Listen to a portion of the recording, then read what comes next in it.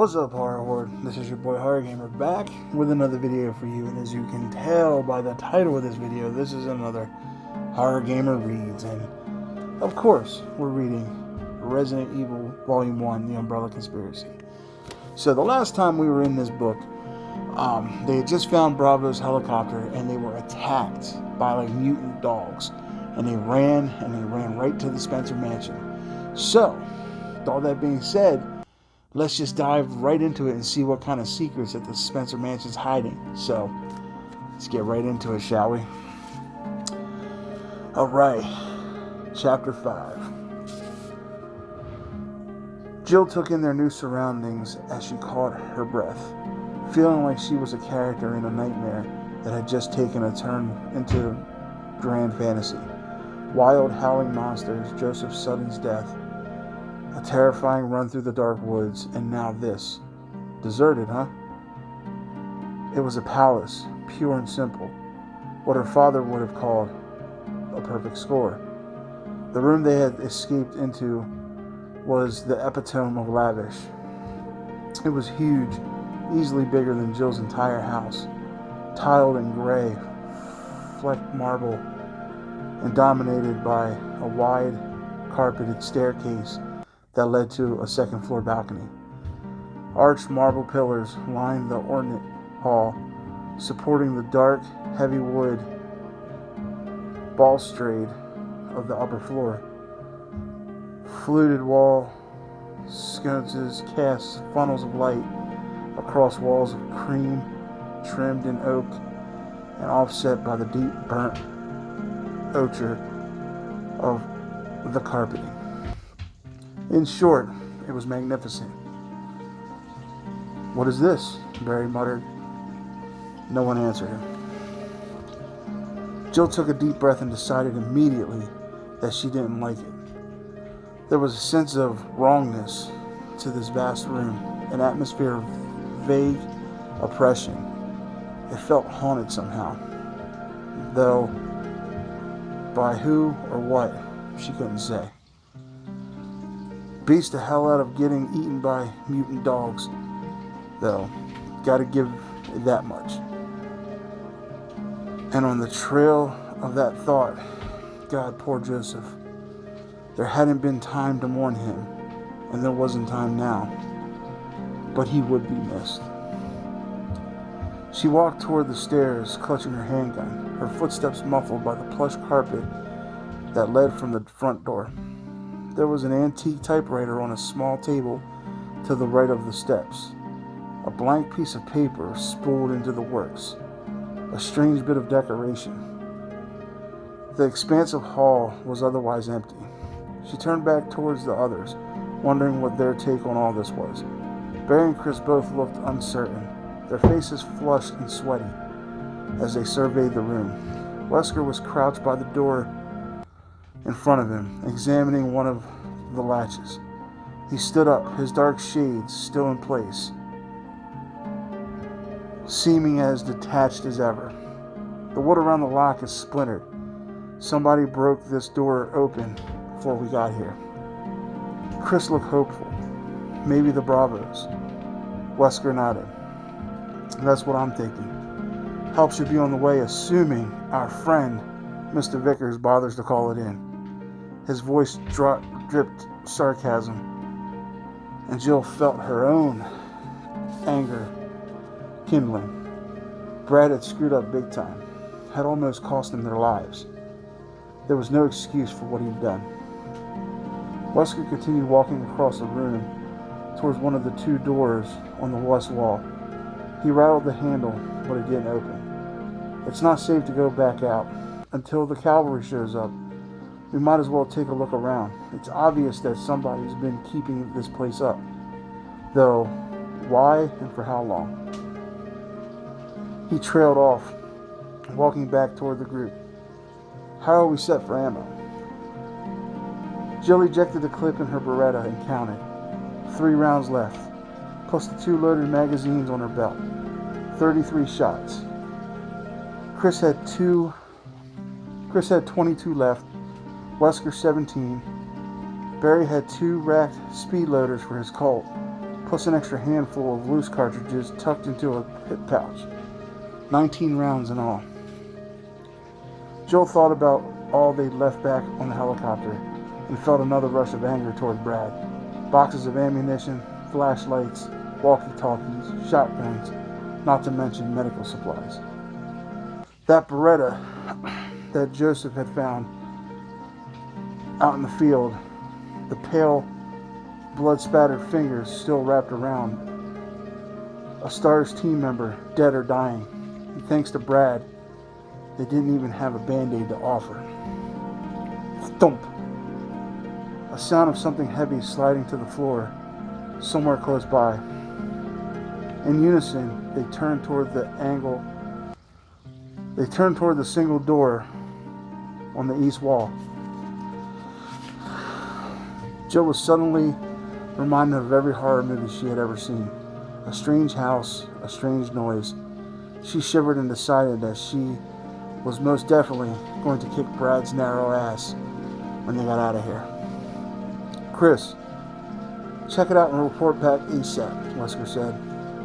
We'll wait here in case the RPD comes knocking. You run into any trouble, fire your weapon, and we'll find you. Chris nodded and started toward the door, his boots clanking loudly against the marble floor. Jill felt that sense of foreboding wash over her again. Chris, his hand on the knob, he turned back and she realized that there was nothing she could tell him that made any sense. Everything was happening so fast. There was so much wrong with this situation that she didn't know where to start. And he's a trained professional, and so are you. Start acting like it. Take care, she said finally. It wasn't what she wanted to say, but it had to be enough. Chris gave her a lopsided grin, then raised his Beretta and stepped through the doorway. Jill heard the ticking of a clock, and then he was gone, closing the door behind him.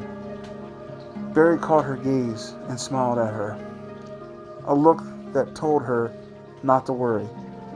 But Jill couldn't shake the sudden certainty that Chris wouldn't be coming back. Chris swept the room, taking in the stately elegance of the environment as he realized he was alone.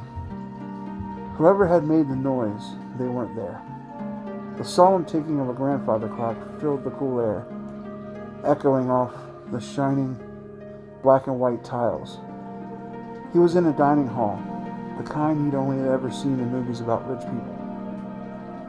Like the front room, this one had an incredibly high ceiling and a second-floor balcony, but it was also decorated with expensive-looking art and had an incense fireplace at the far end, complete with a coat of armor and crossed swords hung over the mantel. There didn't seem to be any way to get to the second floor, but there was a closed door to the right of the fireplace. Chris lowered his weapon and started for the door, still awed by the wealth of the abandoned mansion that the STARS had stumbled into.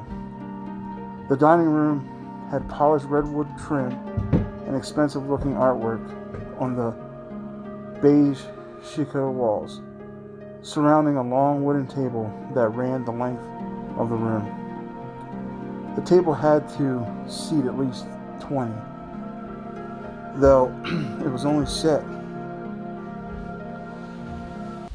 for a handful of people. Judging from the dust on the lacy placemats, nothing had been served for weeks. Except, no one is supposed to have been here for 30 years, let alone hosted a formal dinner. Spencer had this place closed down before anyone ever stayed here.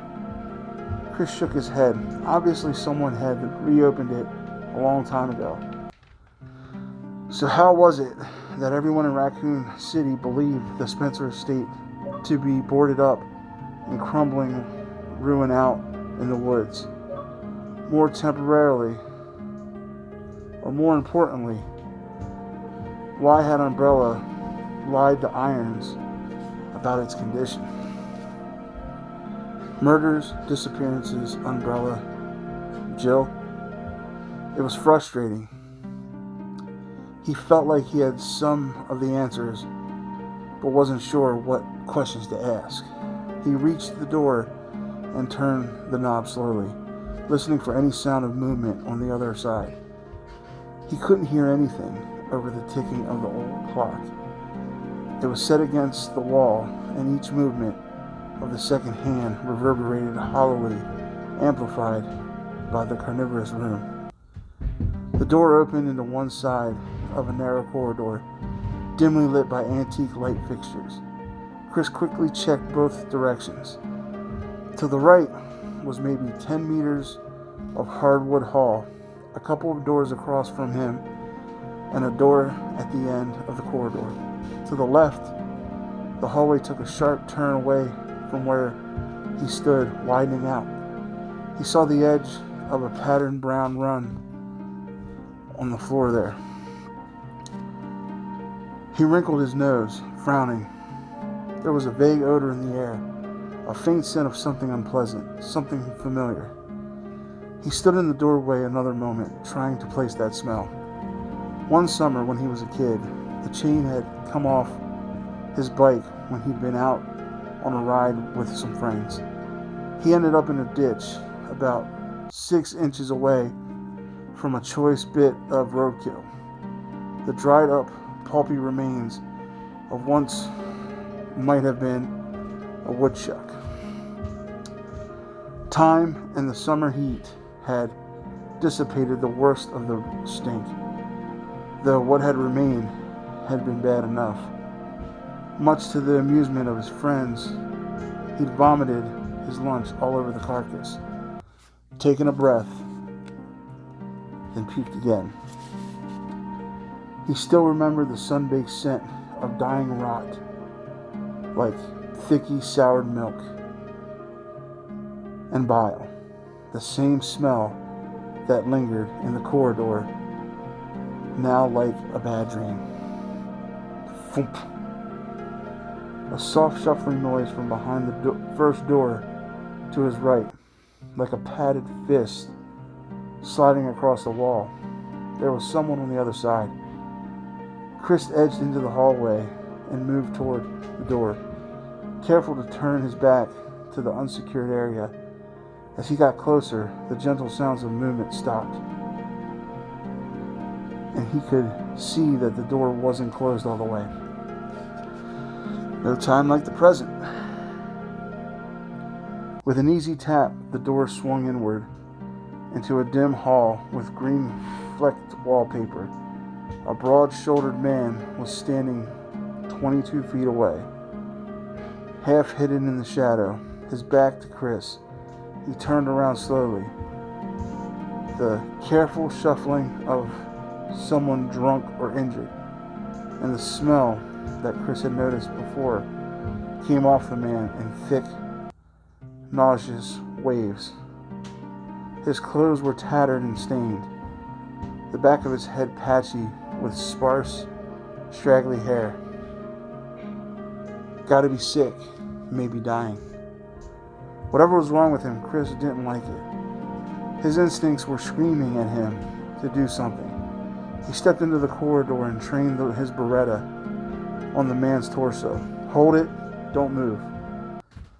The man completed his turn and started toward Chris, stumbling forward into the light. Its face was deeply pale, or deathly pale, except for the blood smeared across its rotting lips. Flaps of dry skin hung from its sunken cheeks, and the dark wells of the creature's eye sockets glittered with hunger as it reached out with skeletal hands. Chris fired 3 shots and smacked into the creature's upper chest in a fine spray of crimson. With a gasping moan, it crumbled to the floor, dead. Chris staggered back, his thoughts racing in time with his hammering heart. He hit the door with one shoulder, was vaguely aware that it latched closed behind him as he started to the fallen, stinking heap. Dead. That thing's the walking goddamn dead. The cannibal attacks in Raccoon, all of them near the forest. He'd seen enough late night movies to know what he was looking at, but he still couldn't believe it. Zombies. No way.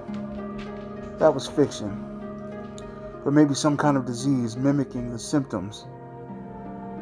He had to tell the others. He turned and grabbed at the handle, but the heavy door wouldn't move. It must have been locked. It must have locked itself when he stumbled. Behind him, a wet movement. Chris spun, eyes wide, as the twitching creature clawed at the wooden floor, pulling itself toward him in an eager, single-minded silence. Chris realized that it was drooling, and the sight of the stinky pink rivulets pulling to the wood floor finally spurred him to action. He fired again, 2 shots, into the thing's decaying, upturned face. Dark holes opened up in its knobby skull, sending tiny rivers of fluid and fleshy tissue through its lower jaw. With a heavy sigh, the rotting thing settled to the floor in a spreading red lake. Chris didn't want to make any bets on it staying down. He gave it one more futile yank on the door and then stepped carefully past the body, moving down the corridor. He rattled the handle of a door on his left, but it was locked.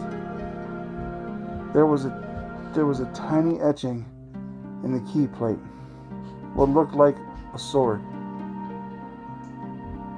He filed that bit of information into his confused, rolling thoughts and continued on, gripping the Beretta tightly.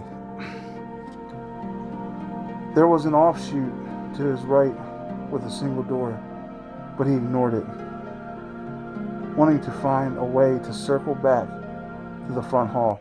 The others must have heard the shots, but he had to assume that there were more creatures running around here, like the one he killed. The rest of the team might already have their hands full. There was a door at the end of the hall on the left, where the corridor turned. Chris hurried toward it. Chris hurried toward it. The putrid scent of the creature, the zombie, call it what it is, making him want to gag. As he neared the door, he realized that the smell was actually getting worse, intensifying with each step. He heard the soft, hungry moan as his hand touched the knob. Even as it registered that he only had 2 bullets left in his clip. In the shadows to his right, movement. Oh, this is getting creepy. I gotta reload. Get somewhere safe. Chris jerked the door open and stepped into the arms of the shambling creature that waited on the other side, its peeling fingers grasping at him as it lunged for his throat. 3 shots. Seconds later, 2 more. The sounds distant but distinct in the palatial lobby. Chris! Jill, why don't you? Wesker started, but Barry didn't let him finish. I'm going too, he said, already starting for the door on the east wall. Chris wouldn't waste shots like that unless he had to. He needed help. Wesker relented quickly, nodding. Go, I'll wait here. Barry opened the door, Jill right behind. They walked into a huge dining room, not as wide as the front hall, but at least as long. There was another door at the opposite end, past a grandfather clock that ticked loudly into the frigid, dusty air. Barry jogged towards it, revolver in hand, feeling tense and worried. Christ. What a balls up this operation was. Stars teams were often sent into risky situations where the circumstances were unusual, but this was the first time since he'd been a rookie that Barry felt like things had gone totally out of control. Joseph was dead. Chicken Heart Vickers had left them to be eaten by dogs from hell, and now Chris was in trouble. Wesker shouldn't have sent him alone.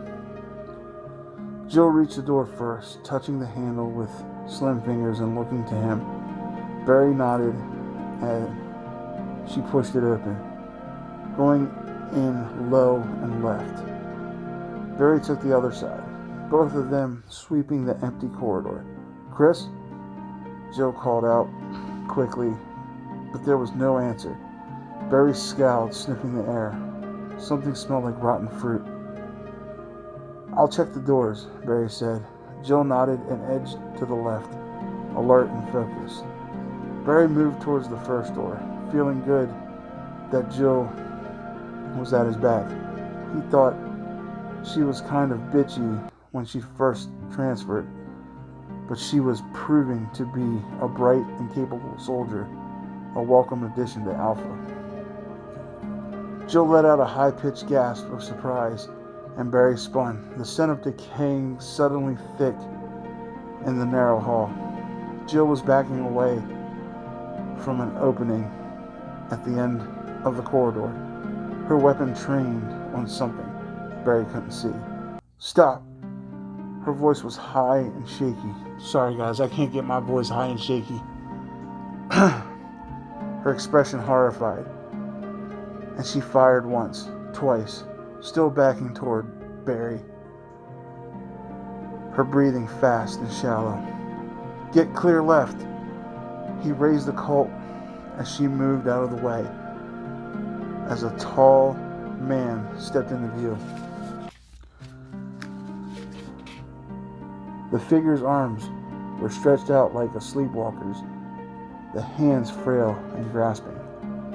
Barry saw the creature's face then and didn't hesitate. He fired, a .357 round piercing the top of its ashen skull. Away in an explosion burst, blood coursing down its strange, terrible features and staining the cataracts of its pale rolling eyes. It pitched back, sprawling face up, at Jill's feet. Barry hurried to her side, stunned. What? He started, then saw what was on the carpet in front of them, lying in a small sitting area that marked the end of the corridor. For a moment, Barry thought it was Chris, until he saw the Stars Bravo insignia on the vest, and felt a different kind of horror set in as he struggled to recognize the features. The Bravo had been decapitated, the head lying on the floor away from the corpse, the face completely covered in gore. Oh geez, it's Ken. Kenneth Sullivan, one of the best field scouts Barry had ever known, and a hell of a nice guy. There was a gaping, ragged wound in his chest, chunks of partially eaten tissue and gut strewn around the bloody hole. His left hand was missing, and there was no weapon nearby. It must have been his gun that Joseph had found out in the woods. Barry looked away, sickened. Ken had been a quiet, decent sort. Did a lot of work in chemistry. He'd had a teenage son who lived with his ex in California. Barry thought of his own girls at home, Mara and Polly, and felt a surge of helpless fear for them. He wasn't afraid of death, but the thought of them growing up without a father. Joe dropped into a crouch next to his ravaged body and refiled quickly through the belt pack. She shot an apologetic look at Barry, but he gave her a slight nod. They needed the ammo. Ken certainly didn't. She came up with 2 clips for a 9mm and tucked them into her hip pocket. Barry turned and stared down at Ken's murder in disgust and wonder. He had no doubt that he was looking at one of the cannibal killers that had been preying upon Raccoon City. It had a crusty scum of red around its mouth and gore-encrusted nails, as well as a ragged shirt that was stiff with dried blood. What was weird was how dead it looked. Barry had once done a covert hostage rescue in Ecuador, where a group of farmers had been held for weeks by a band of insane guerrilla rebels. Several of the hostages had been killed early in the siege, and after the Stars managed to capture the rebels, Barry had gone with one of the survivors to record the deaths. The 4 victims had been shot, their bodies dumped behind the small wooden shack that the rebels had taken over. After 3 weeks in the South American sun, the skin on their faces had shriveled. The cracking lined flesh pulling away from sinew and bone. He still remembered those faces clearly and saw them again now as he looked down at the fallen creature. It wore the face of death, besides which it smells like a slaughterhouse on a hot day. Somebody forgot to tell this guy that dead people don't walk around. He could see the same sickened confusion on Jill's face, same questions in her eyes, but for now, there weren't any answers.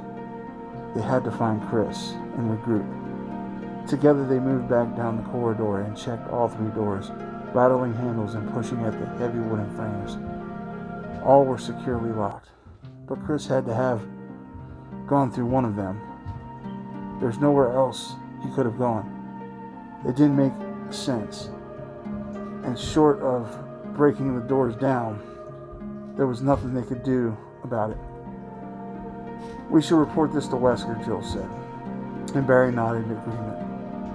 If they'd stumbled into the hiding place of the killers, they were going to need a plan of attack. They ran back through the dining room, the stale air a relief after the corridor's reek of blood and decay. They reached the door back to the main hall and hurried through, Barry wondering what the captain would make of all this. It was downright. Barry stopped short, searching the elegant empty hall and feeling like the butt of some practical joke that simply wasn't funny. Wesker was gone. And that sums up H0rr0rr Chapter 5. So they get to the mansion, and then basically now all hell's starting to break loose. Chris runs into a zombie, and then they do a good job explaining the hallway and the corridor. Like, I know what it looks like through the game, but hearing the way that the author's describing it really brings it more to life. Like, they're doing a really good job of like descriptive writing, and making you feel like you're there. Like the whole time I was reading this, I felt like I was there, and that's good. That means that this author knows what she's doing and she's pulling you in. And like I said, I do apologize, I'm not the strongest reader, but this is fun. Like, I'm having a good time with this book. You know, we got the zombies now, guys. We're in the mansion and we got the zombies, so that's all that matters. But all right, Horror Horde, with all that being said, I really hope you guys enjoyed this week's Horror Gamer Reads. I'm really loving this, and we're starting to put some damage in this book. I mean, we still got a long ways to go, but we've come a long way as well. I think we're on page now. When we start up again, we're almost on page 100. So, oh my gosh, there is a lot of pages in this book. But you know what? We're gonna get through it. We're gonna get through this book, and then we're gonna keep going. So, but all right, Horror Horde. With all that being said, I love you guys. Thank you guys. Like I said, I really hope you enjoyed this. And if you haven't done so yet, don't forget, hit that subscribe button along with that dingly ding ding button. Every time your boy Horror Gamer throws up one of these Horror Gamer Reads, that you're in the know. And also, after you do that, run on over to the Horror Gamer Patreon and see the kind of awesome perks that you get for being a Horror Gamer patron. And just remember, every penny made on the Horror Gamer Patreon gets put right back into the channel so I can make better content for you guys. So, with all that being said, Horror Horde, I love you guys.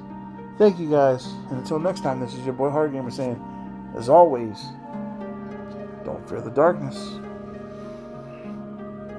Embrace it.